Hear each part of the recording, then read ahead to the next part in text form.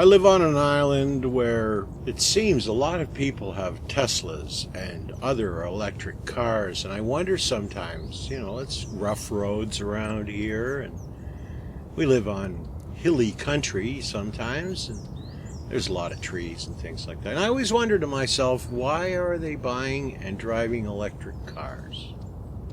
We are constantly being told that electric cars are going to save the planet, and that big car manufacturers are going to have to stop making diesel or petrol-driven cars and just build electric cars. It won't be long now.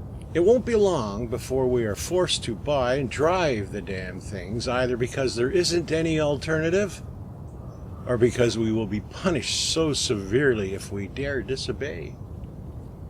But I wonder if the fans of electric cars realize that some petrol-fueled cars have been proven to be greener than electric cars. Some electric cars actually have higher life cycle greenhouse gas emissions than petrol-driven cars. I wonder how many know that electric cars are among the most unreliable of all vehicles on our roads. The lack of reliability is surprising, since electric cars have fewer moving parts than cars with internal combustion engines. How many of those enthusiasts realize the fact that these electric cars are silent, and that will mean there will be doubtless many big accidents involving pedestrians?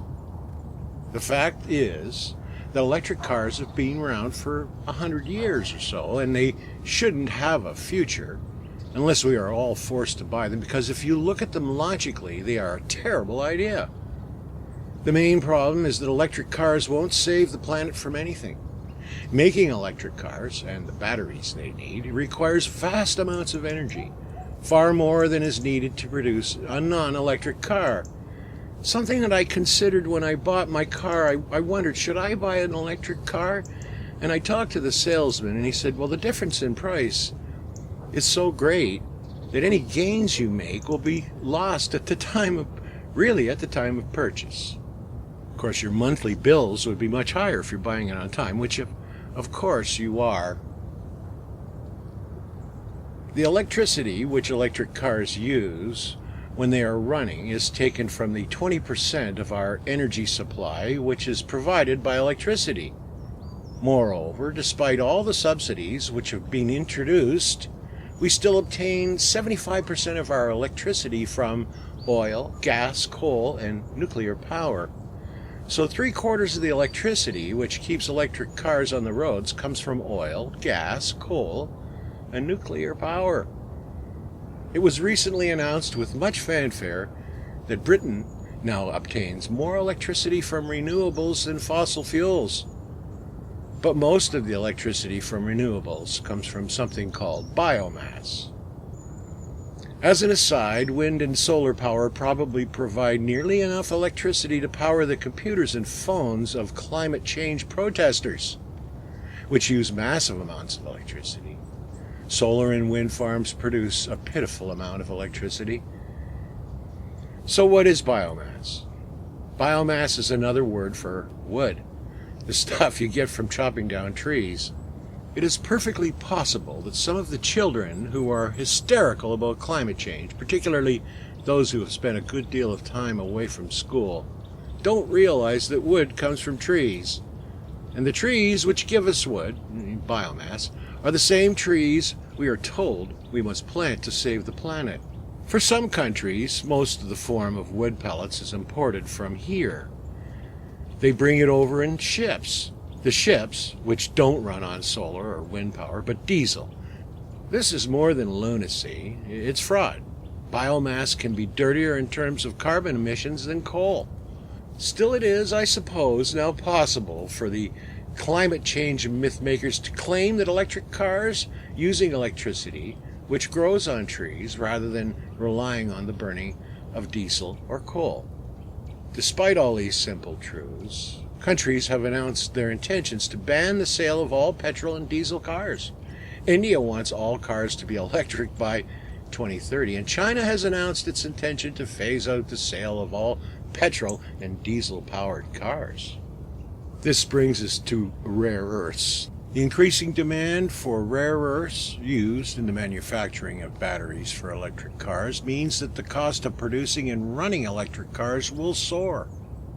The environmental cost associated with sourcing rare earths will also soar.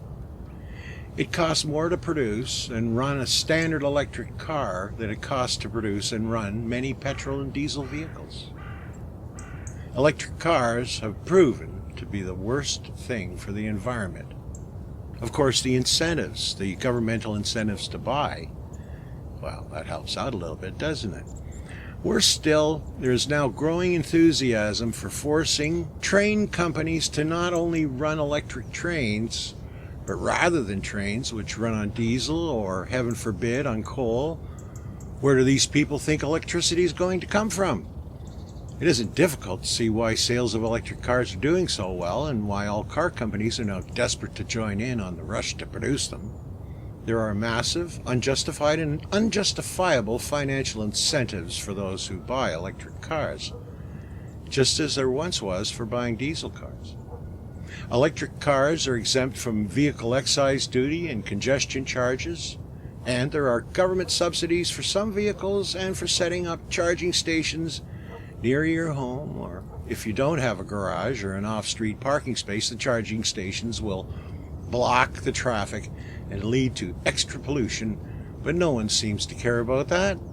The electricity that is used to charge up the cars is often sold at a reduced VAT rate. There are rumors of other perks too. Electric cars are called zero-emission vehicles, but that is only true if you don't count pollution created by burning coal and diesel to make electricity in the first place. The fact is that electric cars are worse for the environment than diesel fuel cars. Electric car enthusiasts forget or ignore the inconvenient fact that you cannot make electric cars without coal because coal is an essential ingredient in the steel making process. You could, I suppose, make cars out of plastic, but they wouldn't satisfy all the safety requirements. And plastic is made from oil, of course. The Greens, who support their promotion, are smug and sanctimonious and equipped with world-class hypocrisy with their absurd policy of less work and more benefits. The Greens take advantage of the gullible and the naive. They are politically crafty, but economically illiterate, and an enormous threat to our civilization. In California, it has been decided that 50% of all ride-sharing vehicles must have zero emissions by 2025, and the only thing I can say with certainty is that if this goes ahead, a lot of people in California will have to relearn how to ride bicycles or rely on roller skates or maybe get themselves a skateboard. But the scam is spread everywhere, and even in the big oil companies are investing in electric cars and self-driving cars. God forbid. This is a waste of time, energy, and money. Neither will ever come into being.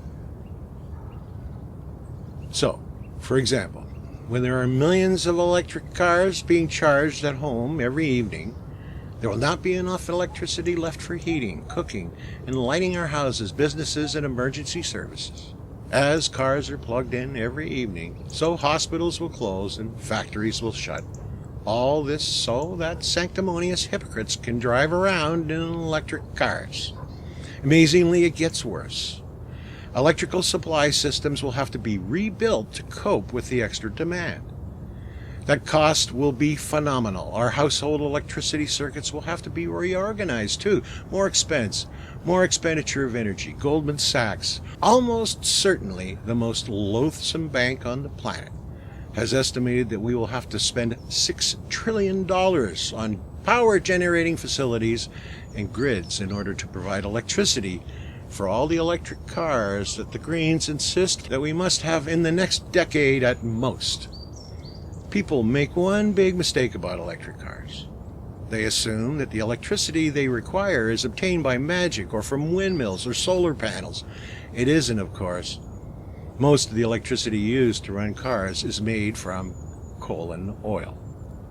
But there is more. I remember hearing a story about a guy driving around with a diesel generator and charging up cars at the side of the road, unable to get to a station. I hate to tell you this, but electric cars are being proven to be inefficient, wasteful, and unreliable.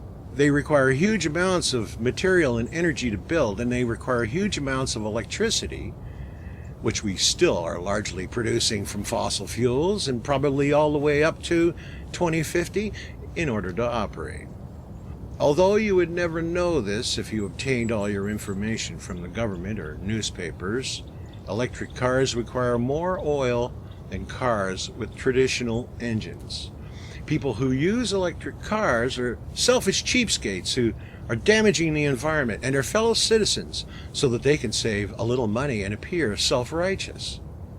Apart from the obvious question, where do they think electricity comes from? Electric car batteries require lithium, cobalt, and other rare earths which require massive mining investment and much despoilation of the earth.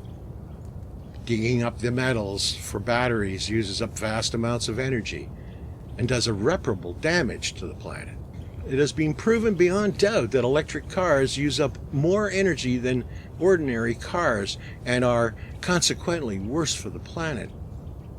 The law of conservation of energy comes to mind. Despite the evidence, Greens and quasi-would-be liberals force government to encourage the building of electric cars, and governments encourage people to buy the damn things by making taxes on them much lower than petrol or diesel vehicles. The government is also busy replacing its own fleets with electric cars. Here's another problem that no one talks about. In a few years' time, we will have to deal with all the dead batteries taken from the electric cars presently on the roads. The cars sold in 2017 produced 250,000 metrics of battery pack waste. I expect the fans of electric cars, many of them my neighbors, will use their thumbs on the disapproval button of my video, using up some diesel-sourced electricity as they do. But not liking the truth doesn't change it or make it go away.